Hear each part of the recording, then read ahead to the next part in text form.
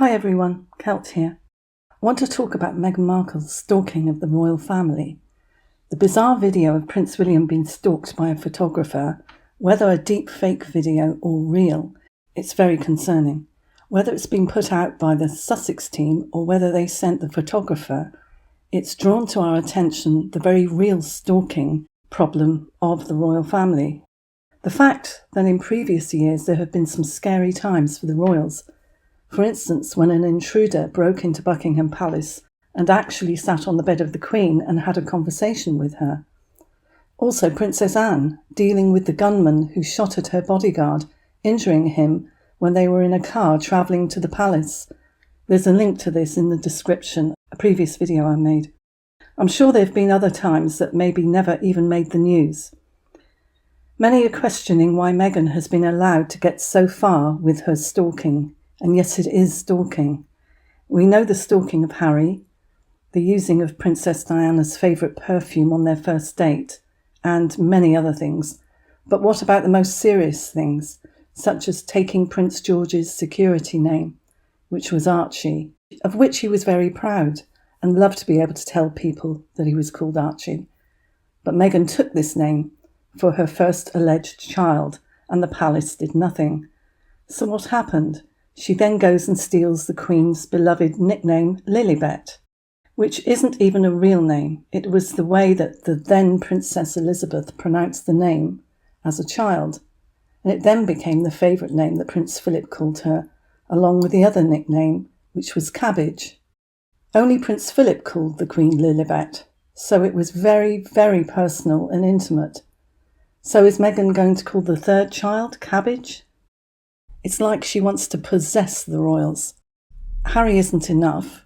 She wants the lot. If she can't be queen, she wants to own it and then destroy it. Harry phoned his grandmother, the Queen, and said that they wanted to name their daughter after her, to which she replied, "How very thoughtful of you, thank you," thinking they meant that they wanted to call her Elizabeth. Remember also the time when Meghan, on her first visit to meet Catherine and William at Kensington Palace, was discovered allegedly in one of the children's bedrooms, taking photographs. I would imagine that whoever's room it was, and it was said that it was Prince George's, that the child would be in the room and probably in bed at the time. This is shocking if you think about it. I don't doubt that the event happened, but it was never elaborated upon. There was no suggestion that she met the children at the same time as William and Catherine, which leads one to believe that they must have been in bed at the time. Amazing that this could even happen after she had previously been kicked out and put on a plane back to Toronto by Prince Charles's security under his instructions after allegedly being discovered taking photographs inside private areas of Kensington Palace with the intention to sell them allegedly. So after that incident, she was still welcomed into the family. Unbelievable.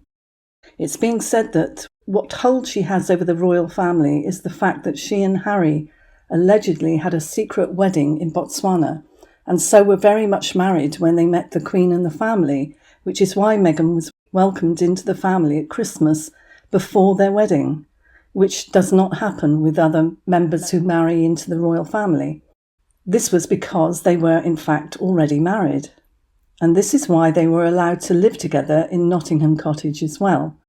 There were anomalies to do with their wedding service, so it's probable that Meghan said they were married a few days earlier, which they weren't, maybe to cover that, because she knew that they were already married, having married in Botswana. There were also stories that Meghan, while living at Nottingham Cottage with Harry, would bake things to give to the Cambridge children.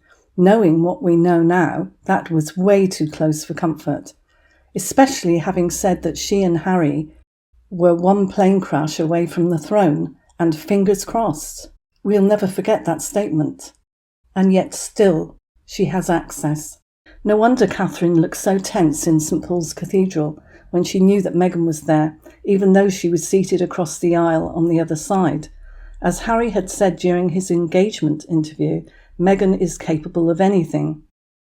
There were also various events which she turned up to which were supposed to be just for Harry and Meghan showed up. I remember that one was, I think, a game of rugby, and Meghan turned up. It was clear that she could not bear to be left out of anything. The other one was when she turned up at the polo match with Archie not long after he was born, and a lot of debate about that one as to whether it was a doll. It was very strange. The photos were very strange. But that was another time when she was not supposed to be there. And it was said that she turned up because she thought that Chelsea Davy was there. Did she have a hand in this recently revealed incident of the stalking photographer? Next video, I talk about the bullying allegations and if it's actually worth it to work for the palace. Let me have your thoughts, and I'll see you in the next one. Thanks for watching. Bye.